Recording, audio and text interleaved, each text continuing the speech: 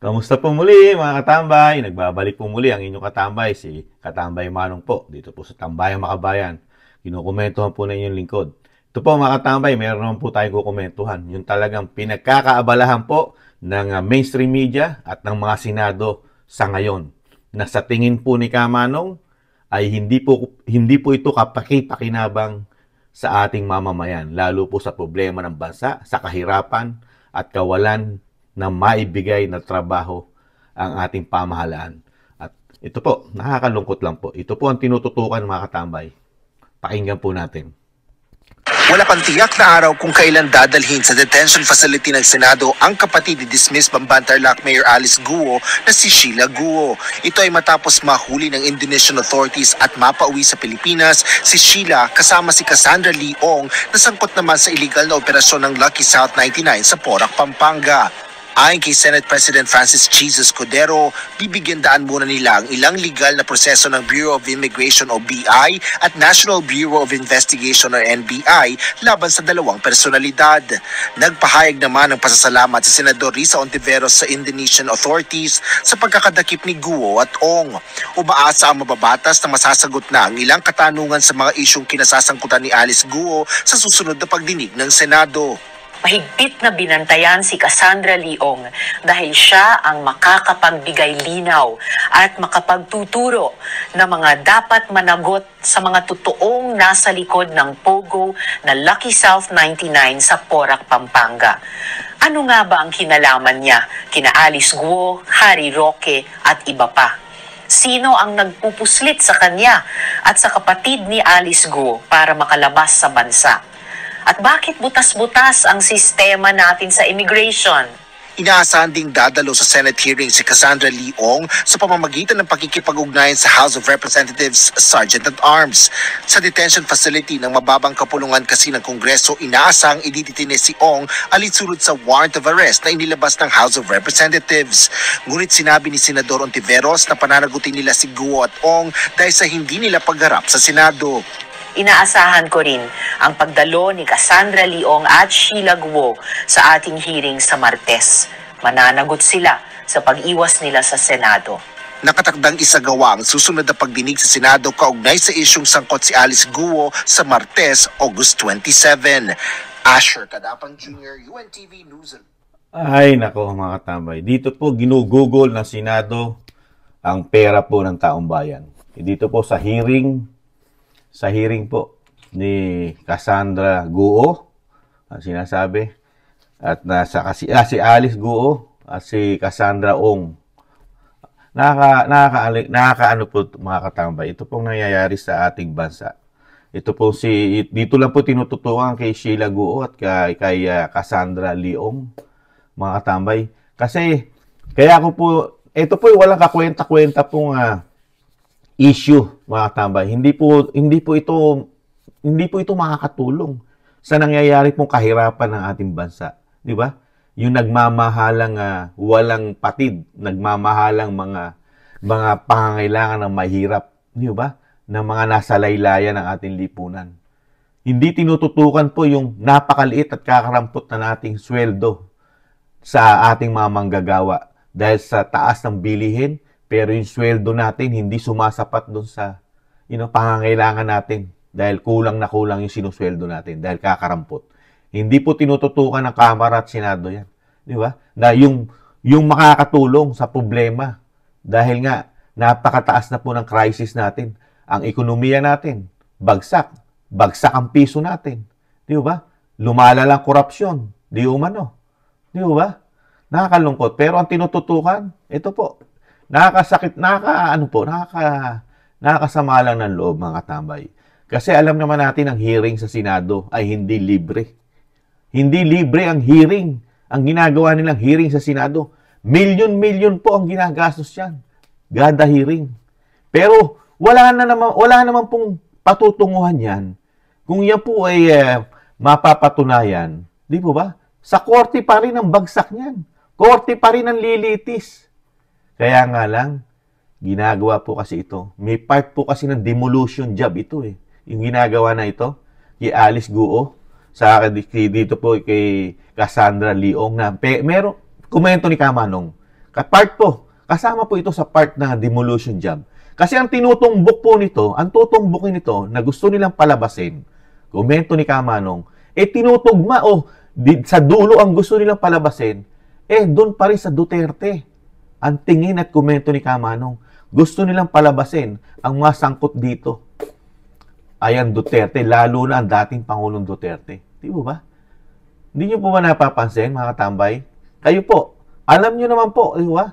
Dahil hindi naman po tayo tanga, bobo, dito po sa tinututukan pilit, lalo po ni Senadora Risa Hontiveros.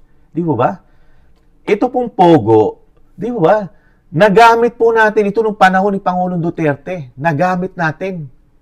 Nagamit natin yung kinikita nito nung pandemya. Di po ba? Kahit sabihin natin masamang bisyo ang pogo, dahil bisyo yan. Di po ba? Pero nung panahon ni Pangulong Duterte na hindi nagpa-function ng ating bansa dahil itong pogo natin, may online po ito, online business po, online gaming po ito eh. Number 1, sugal ito eh. Casino eh. Di ba? Nakinabang ang Pilipino rito nung panahon ng pandemya sa ating bansa. Pero nung sinasabi nga ni Kamanong, komento nga ni Kamanong, hindi na presidente si Pangulong Duterte. Di ba? Bumaba na siya noong 2022. Anong petsa na ngayon? 2024. Sino na po namamahala? Sino na po nag-take over ng pamamahala ng pogo? Di ba? Di ba ang bagong Pilipinas na? Ang Pangulong Marcos na? Tapos, magmula nung hawakan ng Pangulong Marcos itong pogo na ito, sino na po? Sino na po ang manamahalang nasa matataas na posisyon? Na makaalyado ng ating Pangulo. Sino na po? Di ba nandiyan ang Kamara? Senado? At yung mga nasa LGUs? Di ba? Saka isang mayor ang iipitin mo para ituro mo o idiin mo na yung sinasabing pogo na ito na kung ugat ng mga korupsyon, meron pa dyan mga sinasabing meron pa dyan mga prostitusyon na sinasabi. Di ba? At droga. May kasama pa rin pong issue droga dyan sa pogo. Mga katambay. Kaya nga po ito ayaw dalhin sa korte eh. Mga katambay. Ayaw dalhin sa korte. Kasi mawawala ng exposure. Mawawala ng exposure ang Senado. Lalo ang ang Senadora Risa Hontiveros para matubok o madiin para magkaroon ng sinasabing demolition job o parte ng pamumulitika para lang maikabit ang pangalan Duterte dito sa Pogo. Di ba? Pero ang tanong ni Kamanong, ang komento ni Kamanong, bakit isang mayor lang nakatutok? Di ba? Nakatutok. At limitado lang. Kasi kung talagang ito'y magsasalita, sinasabi ni Kamanong, marami pong malilintikan dito. Kaya nga lang, limitado lang ang gusto nilang malaman. Sa komento ni Kamanong, limitado lang. Mayor, yung wag na tayong maglokohan mga tambay. Wag na tayong maglokohan. Mayor sa isang maliit na syudad o city, sa Tarlac, isang mayor. Ano po ba ang meron sa, yung realidad? Ano po ba ang meron sa isang probinsya ng Tarlac? Mayor lang po ba? Tatakbo po ba ang pogo kung mayor lang ang gagalaw doon, mga katambay? Di po ba? Nasaan po yung mga protector? Yung nagpuprotekta? Protection. Hindi lang mayor, di po ba? Bakit nakatuto ka lang sa mayor, sa probinsya? Ba't hindi mo tutukan yung mga congressman doon? Gobernador. Di ba? Yung mga sinasabing, provincial chief doon. Di ba? Meron pong provincial chief doon o general. Isa pa rin yun. Mga pumuprotekta. Di ba? Kasi yung sugal, katulad ng Pogo, maraming makikinabang dyan. Kung sinasabi nilang mayor lang, malabong mangyari yun. Malabong mangyari yun, mga tambay. Lalo sa Tarlac. Di ba? Tarlac. Tapos, makikita ng mga hindi ganid, hindi swapang sa pera, na ang mayor lang ang nagtatamasa sa Pogo. Di ba? Parang hagdan yan eh, di ba? Parang pyramid. Di ba? Parang pyramid po yan yung nangyari po na pinagkakitaan na po nila yan. Komento ni Kamanong. Magmula nung mawala na sa pangangalaga ng napakinabangan natin ng pandemya yan, yung Pogo. Noong 2022, hindi na siya presidente. Sa komento ni Kamanong, parang naging pyramid na po yung Pogo. Pinagkakitaan na po yan. Pinagkakitaan na po ng mga politiko yan. Di ba? Lalo po sa kanilang probinsya. Hindi lang po ang Tarlac ang may Pogo. Bakit nyo sinisingle out ang Tarlac? Ang Pogo, itong kay Alice Guo. Di mo ba? Ilan po ang Pogo sa buong Pilipinas? Paano po yung Pogo dyan? Yung Pogo dyan sa Cavite. Ang balita natin dyan hawak ng mga Remulla di umano daw. Bakit hindi imbestigahan yan? Di ba? Bakit yung Pogo sa buong Pilipinas? Yung Pogo sa Pampanga? Di ba? Marami po kasing Pogo. Di ba? Kaya, kung ito talaga ay napakalaking isda ni sinasabi ni Mayor Guo na magkukunik, sinasabi nga ni Kamanong sa mga Duterte, kukunik yung sinasabing anomalya, protector. Ito ang talagang may kasalanan, ito ang ulo ang Duterte. Di ba? Ganun lang ang nakikita ni Kamanong Kaya, ito po, nagiging media mileage lang na talagang pinagtutulong-tulungan po ng mainstream media, komento ni Kamanong, saka ng Senado, sa pangunguna po ng napakagaling na Senadora Risa Hontiveros, na hindi natin alam kung saan napupunta, saan nagagamit ang kanyang milyones o daang milyon na pondo na binibigay natin taxpayer. Di ba? Hindi natin nakikita. Hindi naman natin pwede hingin ng resibo yan kung magkano ginagastos niya sa hearing. Kung ilang milyon ang ginagastos niya sa hearing. Na dapat makatipid dapat makatipid nga tayong mga Pilipino, tayong taxpayer, makatipid. Dalin mo na yan sa NBI. Yung investigasyon na yan. Di po ba? Sa korte na dapat pinag-uusapan niya, sa korte. Para lahat ng ebidensya na ibinibintang po ng Senado, dito po sa sinasabi nilang may koneksyon o kasama o sangkot dito sa sinasabing dito kay Alice Guo na protector o kung ano man ang tawag dyan. Di ba? Ba't ayaw nila na mag-imbestiga na yung NBI dito sa sinasabing Pogo rito sa Tarlac? Di ba? At isampa na sa korte, makakatipid pa ang taxpayer. Makakatipid pa tayo, mga katambay. Ang laki ng katipiran natin. Kung ito'y doon dadalhin sa korte at ang mag-iimbestiga yung NBI, di ba? O kung ano pa man ang mga ahensya, hindi ang Senado. Kasi wala nagagawa ang Senado pagka ganito tututukan mo. Ang dapat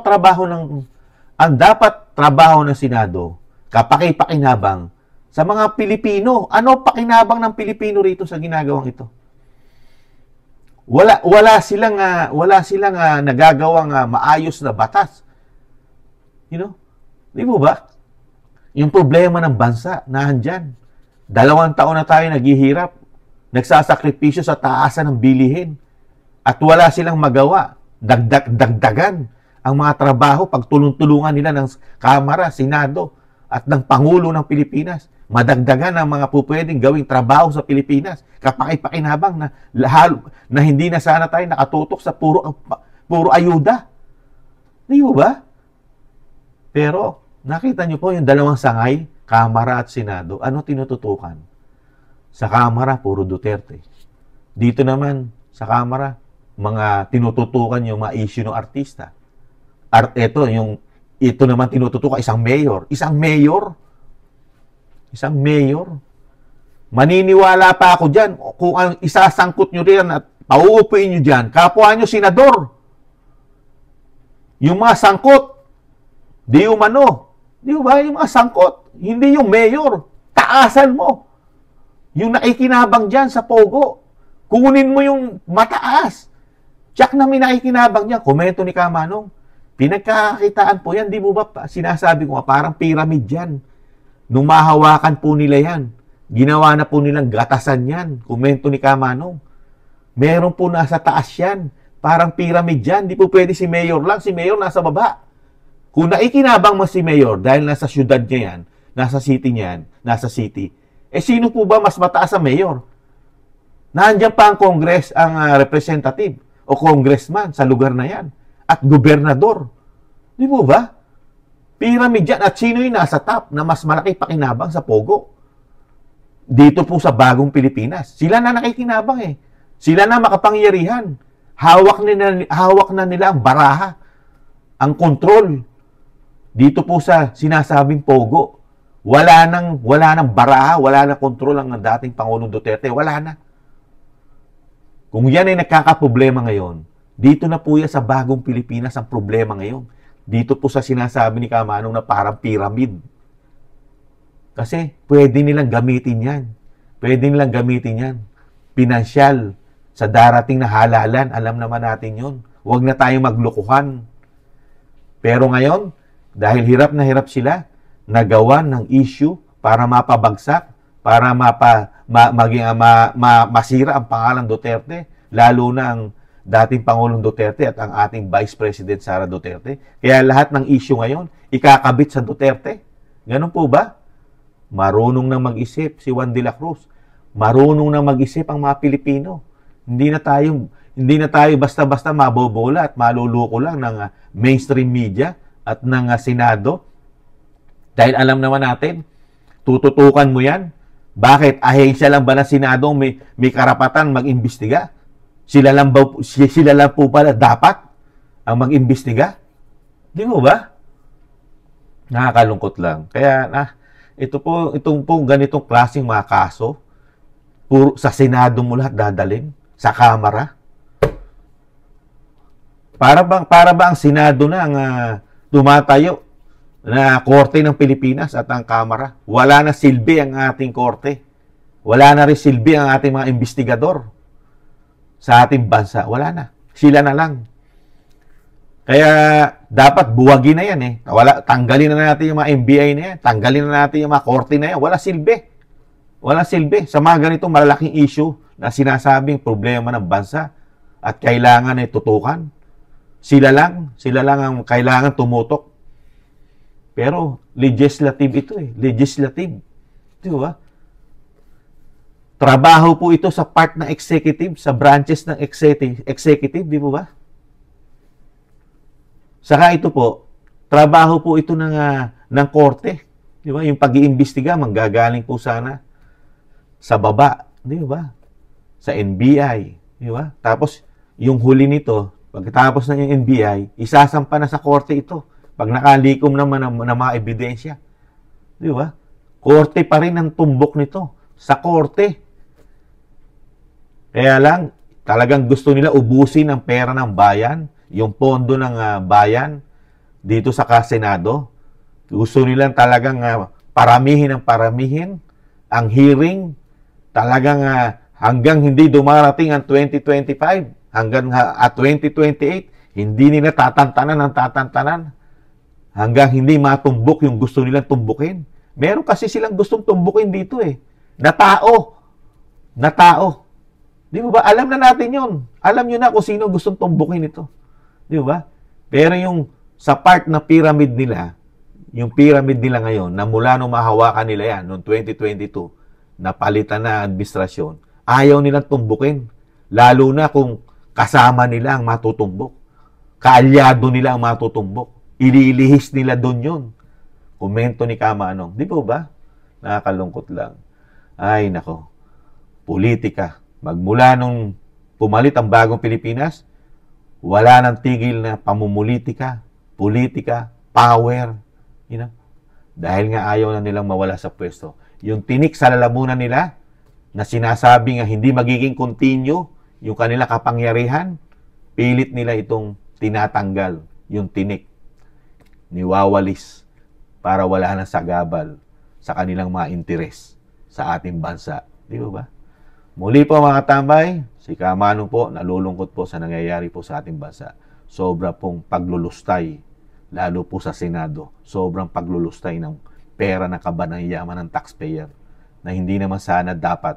Pero sila, palibasa, hindi nila pera at may kasamang pamumulitika. Wala silang pakialam sa pera ng bayan. Basta sila sa pangsariling interest lamang. Komento ni Kamanong. Muli po, maraming salamat po sa mga gusto po ng ating maliit na channel, ang Tambayang Makabayan. Komento ni Kamanong. At sa mga nagla-like, share, and subscribe, and siyempre po, yung mga messages niyo po, nababasa po ni Kamanong. Maraming salamat po, mga katambay. Sa muli po, ingatan nawa, paalam, bye-bye.